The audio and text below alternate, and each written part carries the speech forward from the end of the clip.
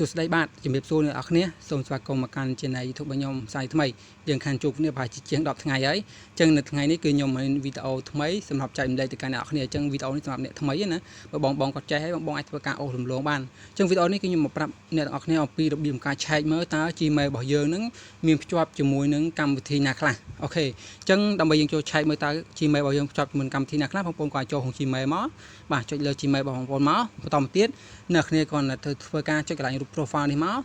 បាទអូខេអញ្ចឹងបន្តមកទៀតអ្នកគ្នានឹងមកធ្វើការជ្រើសរើសជាមួយនឹងគណនីរបស់យើងនេះដែលគេដាក់ថាគ្រប់គ្រងហ្នឹងបាទនេះចុចលើ point មកអញ្ចឹងវីដេអូនេះសម្រាប់អ្នកថ្មីដែលបានមើលវីដេអូមួយនេះអ្នកគ្នាជួយចុច subscribe channel YouTube ខ្ញុំអ្នកមួយផងអ្នកគ្នាបាទអូខេអញ្ចឹងដើម្បីយើងធ្វើការឆែកបាននោះអ្នកគ្នាអាចធ្វើការអូសចុចក្រោមទីមកអ្នកគ្នាឃើញមានសញ្ញារូបកន្លែងនេះរូបវងនេះមានរូប3វងមូ3នេះឬក៏អ្នកគ្នាអាចមើលអក្សរទៅបើសិនជាភាសាអង់គ្លេសណាអ្នកអាចចាំរូបអញ្ចឹងយើងចុចកន្លែងសេវាកម្មនិងកម្មវិធីភាគីទី3អ្នកគ្នាចុចលើនឹង point មកអូខេចុចលើនឹងមកអញ្ចឹងយើងធ្វើការរងចាំតិចមកអញ្ចឹងអ្នកគ្នាអាចឧស្សាហ៍ឆែកមើលផងទៅអ្នកគ្នាខ្លាចលោយើងភ្ជាប់ជាមួយនឹងកម្មវិធីណាមួយដែលយើងមិនស្គាល់អីណាយើងអាចធ្វើការរកវាចេញទៅអូខេអញ្ចឹងបន្តទៀតអ្នកគ្នាឃើញហើយដល់កន្លែងនេះអញ្ចឹងក្នុងនេះវាមានតែពីរទេកម្មវិធីដែលខ្ញុំភ្ជាប់ជាមួយនឹង Gmail ហ្នឹងគឺជាមួយនឹង Messenger ហើយនិង Telegram អញ្ចឹងបើសិនជាអ្នកគ្នាឃើញកម្មវិធីណាមួយដែលអ្នកគ្នាមិនគួរឲ្យទុកចិត្តណាអ្នកគ្នាអាចធ្វើការលុបវាចេញដោយអ្នកគ្នាគាត់ធ្វើការចុចលើនឹងមកនេះខ្ញុំឧទាហរណ៍ណាអ្នកគ្នាលើរូបមក